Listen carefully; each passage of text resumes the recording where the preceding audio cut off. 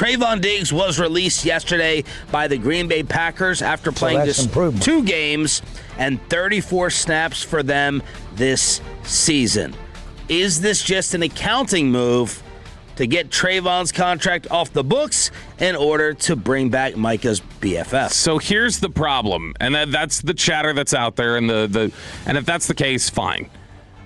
I don't know why you would release him, which this is a release. He's not going to get claimed with anything else. This will be on their books. This will be they're getting some cap relief from this, but they'll have dead money on their books. And let's take a quick pause because a lot of Cowboy fans are saying, wait a second, Green Bay's getting the relief? What relief did the Cowboys get? The Cowboys got some level of relief, but they also had they got that too. But they got some financial relief. They just also had dead cap charges on their books from restructures and different things that they'd done with his contract.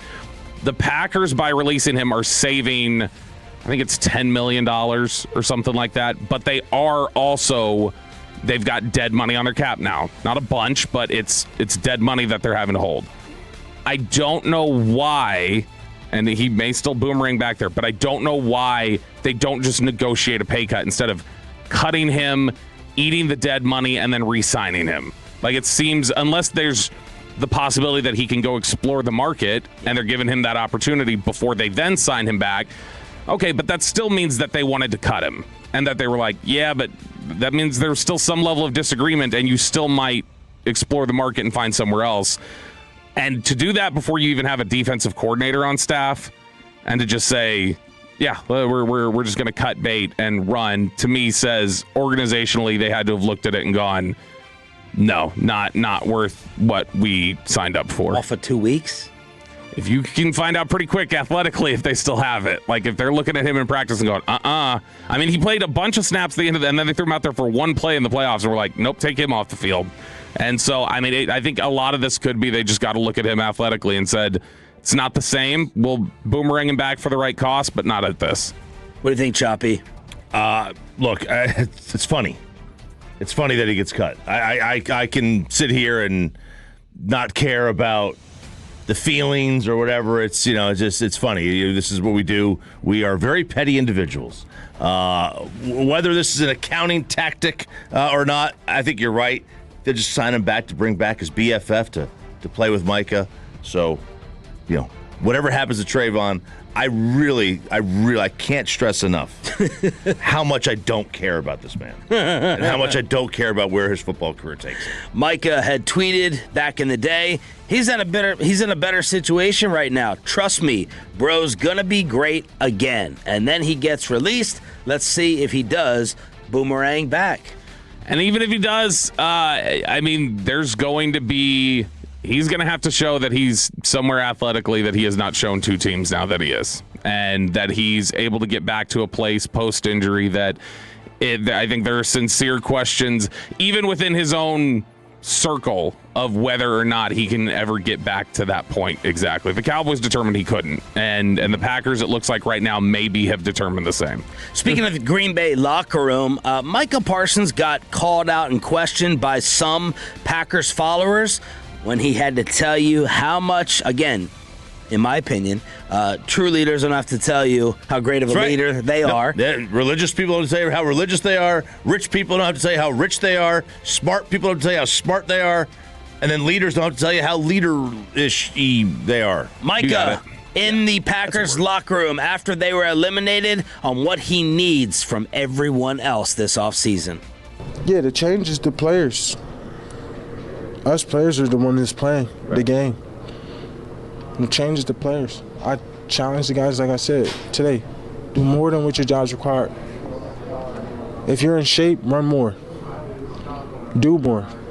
We got to be out there we need to be playing. If we got to play 80 snaps, we play 80 snaps, but we shouldn't be tired doing that. We got to strain through, look how many plays we lost because we got outstrained. Those things that can't happen. People can't outwork, and when your effort matches what you're trying to say in the locker room, then it carries over more, man. I dare people to beat me to the ball. You know what I mean? I'm running to the ball like my life depends on it. And it do, because, my life depends on the outcome of how this team plays. I need you to want to beat me to the ball. I need you to want to beat me to the quarterback every play. Like, everything's a competition. Like, even though we're teammates, we're still competing. Now, a lot of Packer fans ate that up, like we probably did early on. I probably did early on. Oh, yeah, set the tempo, set the bar, hold everyone accountable. Other Packer fans are like, whoa, shots fired towards Rashawn Gary, who in the last half of the year basically did nothing. Gary disappeared over the final 9 games, failing to record a sack or a tackle for loss. So some Packer fans were taking the shots towards the teammate. Others were saying that's the leader we need. Listen, did you ever watch Remember the Titans? First off, one word: Sudafed.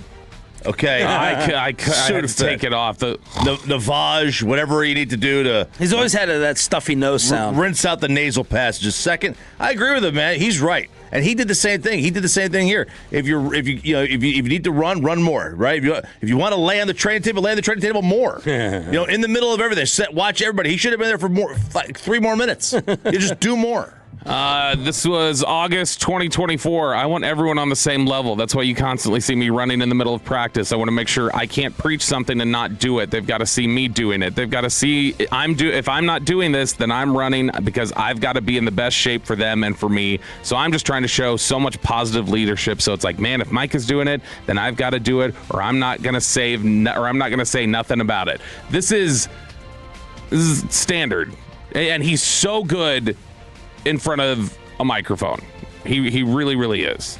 And I'm not saying that this can't be a genuine pushing of buttons for certain guys and that he's trying to be a leader. And maybe this is exactly what the Packers wanted is, hey, go out here and say something. Like really kind of push these guys because this was a disappointment. And when you weren't out there this year, we were 0-5 or whatever it was. Push it. So that may be the case. And so I don't want to leave that opportunity off the table. But you're right. He does say this. He has said stuff like this every single year. He is a fantastic player. Doesn't mean he's a good leader. And not everybody has to be a good leader. He's a tryhard. He wants it. He does want it. I'll give him credit for that. There's not a lot of guys who want it. He does seem to want to be thought of that way. It doesn't shake out that way. The fact that in that same quotes where he said, hey, I'm running, I'm doing all this, he said that he had a deep conversation with teammates and guys were like, you've got to bring us along with you and you can't be on this journey alone if you're Mr. All-Pro. Micah said his teammates told him that in 2024. So, he clearly has a history of just kind of doing it his own way. Well, someone new is going to be coaching Micah and that defense because the DC took the head coaching job in Miami, and Bobby basically copied, showing that the Packers are copying Brian Schottenheimer's homework in class. Completely copy, because when I sent my email last night, they'd copied all but one candidate, and then they announced late last night, we're copying the 4th candidate. We're interviewing him too, as the Packers announced they are going to interview Jonathan Gannon. In addition to Christian Parker, Durante Jones, and then Packers reports are saying they'd like to speak to Jim Leonard, but he can't talk right now. And so he's not available for them to interview, but they'd like to speak with him too. So the 4 finalists, it appears, for the Cowboys defensive coordinator job are the same ones that the Packers are saying, yeah, we'd like to take a look and interview those guys ourselves. This team has become so annoyingly tied to Dallas over the last couple of years, purposefully or not. Everything seems to just be in lockstep in this comparison that we're always going to make to that organization. But Matt LaFleur, now that he doesn't have Jeff Hafley, is interviewing these 4. And it's kind of funny because I don't think any of those are from the tree that they originate from, the McVay tree. And they always seem to hire each other from there. But they're going to look at those 4. Right now, I'm on a Cowboys draft board mission. I want to find out today their preference 1, 2, 3, 4 of the DC names, and then see how it ends up when it all shakes out and guys make their decisions. I want to know, because they're going to tell us, this is the guy. We told you we were going to find the guy, and we found the guy, just like every draft pick. But I want to know the board. I want to know the DC board. Brian Broaddus, Bobby Belt, please get on it, because I want to know what the reality is when reality hits. Out of those 4, I think they're stacked. And nobody clip me out of context here and say I'm saying this is what it is. I'm saying this is what I'm inferring from. Stop that, Peyton. Write this down too. This is what I'm inferring from. Put it on the wall. I think it's Leonard 1, Gannon, Parker, Jones is the order I think it is. And I think they'd be happy with any of the 4, but I think that would be the order that they they likely are at right now. I really need to start hearing Zach Orr's name in New York a little bit more. Need to hear a little bit build up. Gary Myers is going to join us. He says that Rex Ryan could be a serious player for John Harbaugh. RJ Choppy would be getting his wish with Sexy Rexy back in the league and maybe the NFC East. Yeah, I mean, that would be great. It would actually give John Harbaugh a real chance because he actually is somebody who knows how to coach a position on his coaching staff, unlike him. He doesn't know how to. I don't want to know about the positions Now, Rex coaches. Rex may not be able to coach his own life, but he can coach football. That's not true. I've heard him direct behind a camera before. There we go. That's right. Yeah, he knows what he's doing. All right, 877-881-1053. Connor Hughes, SNY in New York, tweeted this. I remember talking to Aaron Rodgers in the locker room towards the end of his tenure with the Jets. He mentioned wherever Mike McCarthy ends up, that's a potential landing spot for him. Yeah. Really? Sure sounds like this is Connor Hughes saying this. Sure sounds like McCarthy is headed to the Steelers.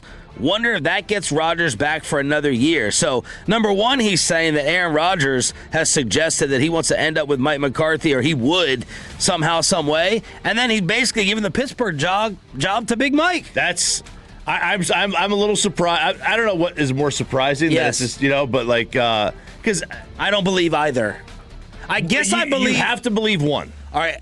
If I have to believe one, it would probably be Mike getting the job.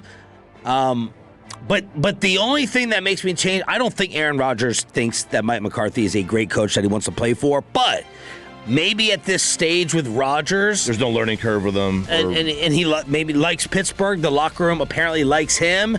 That he'd be willing to. He already knows the language. Overlook that. Well, it's Arthur Smith's language. Or he knows he can run the organization. If Mike's there, he knows. Yeah. I've done this once before. I've basically just run the team. He may be willing to overlook Mike to stay in Pittsburgh. That's my only caveat. If you have to pick one, which one do you believe more? That Mike gets the job or Aaron would want to play for him again? I don't believe Aaron really wants to play for him again. I could see Aaron being a little nostalgic and like thinking to himself like, because I mean, when they played Dallas in Green Bay a couple years ago, at the end he did the press conference. He goes, "I love Big Mike. I've always loved Big Mike." He's now 8 years removed from being with him or whatever it is. He may just be kind of reflective and then get back behind it again and go like, "Oh no, wait, I hated this," because he hated it the whole time he was playing with him. Which one are you believing? I just don't. If it was another team, I could see. I just don't see Pittsburgh hiring Mike. I just think it's not a age fit. Pittsburgh has a trend they like to go down. Ageism.